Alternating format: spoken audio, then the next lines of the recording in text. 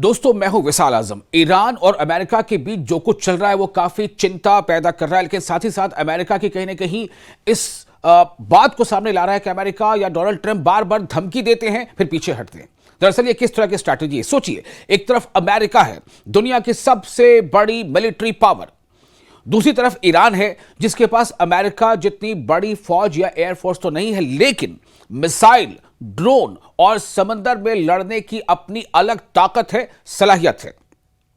तो इस वक्त सबसे सीधा सवाल क्या है? अमेरिका और ईरान के बीच तनाव कहां तक पहुंचा है, और अगर दोबारा जंग तेज होती है तो किसके पास कितनी जंगी ताकत है? चूंकि धमकी देना, लिंगर करना, खींच पैदा करना, सीज फायर की बात करना, डायलॉग की बात करना, फिर धमकी देना, फिर हमले करना, ये तमाम चीजें आप देख पा रहे हैं। आपको ये बताते हैं कि मौजूदा हालात क्या है। अमेरिका और ईरान के बीच लड़ाई और तनाव के बावजूद मामला अभी पूरी तरह खत्म नहीं हुआ है। सीज फायर को लेकर बातचीत और खींचतान जारी है, लेकिन दोनों कंट्रीज के बीच बड़े मुद्दे अब भी वही हैं। ईरान का न्यूक्लियर प्रोग्राम, अमेरिका की पाबंदियां और स्ट्रेट ऑफ हॉर्मुज यानी हॉर्मुज जल डबरू मध्य। हॉर्मुज बहुत अहम है, दुनिया के तेल कारोबार का बड़ा हिस्सा इसी रास्ते से गुजरता है। इसलिए अगर यहां कशीदगी बढ़ती है, अगर यहां तनाव बढ़ता है, तो अक्सर या इसका असर सिर्फ अमेरिका और ईरान पर नहीं पड़ेगा, बल्कि तेल की कीमतों और पूरी दुनिया की सप्लाई पर पड़ सकता है। अब बात करते हैं असली जंग की ताकत की। अमेरिका की सबसे बड़ी ताकत उसकी एयरफोर्स और नेवी है। उसके पास advance fighter jets, stealth jets या विमान, लंबी दूरी की मिसाइलें, एयरक्राफ्ट कैरियर, पनडुब्बियां और बेहद मजबूत सैटेलाइट सिस्टम है।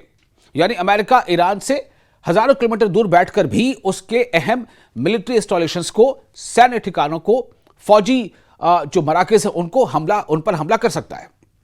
और यही वजह है कि सीधे और आमने सामने की जंग में अमेरिका को बहुत बड़ी बढ़त हासिल है। लेकिन ईरान को कम आंकना भी बड़ी गलती होगी। ईरान ने दुनिया को दिखा दिया है कि ईरान के पास कितनी ताकत है, या ईरान के पास लड़ने की क्षमता कितनी है, या ईरान के पास मिसाइल के कौन कौन से नए नए मिसाइल पावर हैं। आपने हालिया महीनों में देखा था जब ईरान एक साथ अमेरिका और इस्राइल दोनों का मुकाबला कर रहा था। ईरान की सबसे बड़ी ताकत उसकी मिसाइल और ड्रोन सलाहियत है। उसके पास बड़ी तादाद में बैलिस्टिक मिसाइलें और ड्रोन हैं।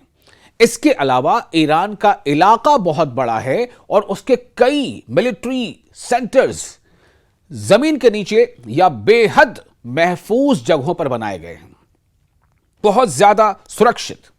मतलब अमेरिका अगर ऊपर से भारी बमबारी भी करे तो ईरान के लिए कई सैन्य ताकत बचाए रखना मुमकिन है। ईरान की दूसरी ताकत है उसका युद्ध का तरीका। जिस तरह से ईरान जंग को सामना कर रहा है, जंग का या जंग में जिस तरह से वो उसको अपने स्ट्रेटेजिकली उसको फैलाव दे रहा है, विस्तार दे रहा है, यानी वो अमेरिका की तरह लड़ने की कोशिश नहीं करेगा। अमेरिका के पास बड़े एयरक्राफ्ट कैरियर और बेहद ताकतवर एयरफोर्स है, तो ईरान मिसाइल, ड्रोन, छोटी तेज नावों और समुद्री रास्तों पर दबाव जैसे तरीकों का इस्तेमाल कर सकता है, और कर रहा है। यहां फिर बात आती है और स्ट्रेट ऑफ हॉर्मुज।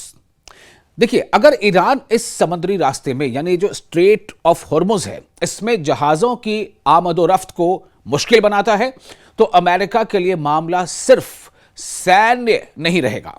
इसका सीधा असर तेल की सप्लाई और पूरी ग्लोबल इकोनॉमी पर पड़ सकता है। लेकिन अमेरिका की भी एक चुनौती है। लंबी जंग में सिर्फ हथियार होना काफी नहीं होता। सवाल यह होता है कि आपके पास कितने हथियार हैं और उन्हें कितने लंबे वक्त तक इस्तेमाल कर सकते हैं।